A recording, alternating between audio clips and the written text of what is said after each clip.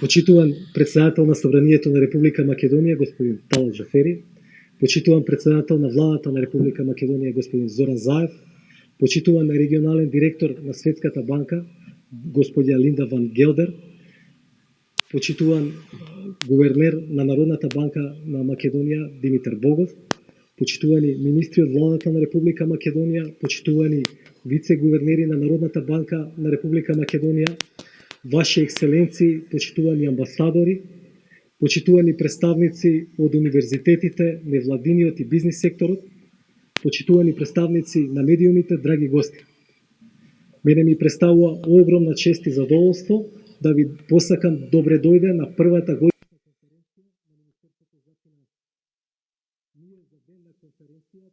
конференција. Денот на усвојување на првиот буџет на независна Република Македонија од страна на Собранието. Тоа е 2 април 1992 година. Овој ден досега не беше одбележуван. Меѓутоа, тој има историско значење во градењето на нашата држава. Буџетот е еден од темелите на македонското општество. Буџетот го представува крвотокот на функционирањето на државата.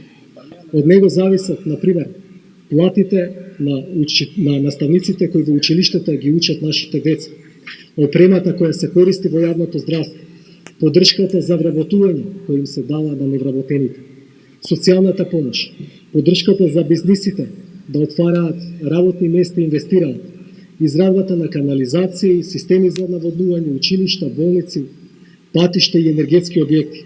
А секако дека од буџетот зависат и многу други работи кои што имаат директно влијание врз квалитетот на животот на граѓаните на Република Македонија. Затоа време е Македонија да го има својот ден на буџетот. Во минатото многу важни одлуки се носени без учество на јавноста. Ние тоа го менуваме. Министерството за финансии започнува со организирање на годишни конференции по повод денот на буџетот со намера не само да искаже почит кон минатото, туку пред се да стимулира дебата за идните правци во кои треба да се движи Македонија. Почитувани, буџетот во 2018 година ги осликува клучните приоритети на владата. Тоа се економски раст, подигнување на животниот стандард и социјална правда, како и интензивирање на интеграцијските процеси во НАТО и Европската унија. Затоа во буџетот за годинава зголемена е поддршката за домашните предпријатија кои отвараат работни места и инвестираат. Се алоцираат 24 милиарди денари за капитални инвестиции, предвидени се повеќе средства за клучните столбови во општеството како образование, здравство и детска грижа, како и зголемување на буџетот на одбраната за постепено приближување до НАТО стандардите. Но во Македонија мора да престанеме да мислиме на краток рок, од година за година. Министерството за финансии оваа конференција ја посветува на прашањата од чие што решение зависи долгорочната стабилност и иднина на Македонија.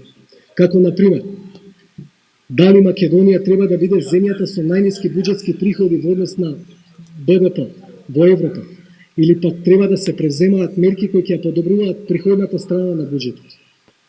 Дали воведувањето на праведно оданочување во Македонија би представувало проблем, ако се знае дека Соединетите Американски држави и земјите од Европската унија имаат прогресивно оданочување кај персоналниот данок на доход, додека само поранешните социјалистички земји од Европа имаа воведено рамен данок. А дури и тие со подобрување на институциите почнаа рамниот данок да го заменуваат со прогресивен. Например, Албанија во 2014 година рамниот данок го замени со прогресивен со 2 стапки 13% и 23%. Дали е потребно да се продолжи со популистичките политики од минатото или треба да се преземаат мерки кои ќе водат грижа за луѓето кои денес работат да имаат фер пензии во иднина? Дали решение за напластените долгови од минатото е остро кратење на расходите или Македонија треба да води политика на управување со јавниот долг која ќе има за цел трошокот на задолжувањето да биде понизок од економскиот раст? Кои се клучните инфраструктурни проекти кои што Македонија треба да ги гради во иднина? Се разбира дека за некои од одговорите на овие прашања мора да има и државен консензус, бидејќи џабе ако една владеачка гарнитура превземе исправни, а често и болни потези, а потоа некоја друга со гол популизам отиде во сосема спротивен правец. Почитувани, дозволете ми да ви информирам дека ние во Министерството за финанси започнавме да гледаме на долг рок. За прв пат од независноста Министерството за финанси има стратегија за реформи на системот за јавни финанси.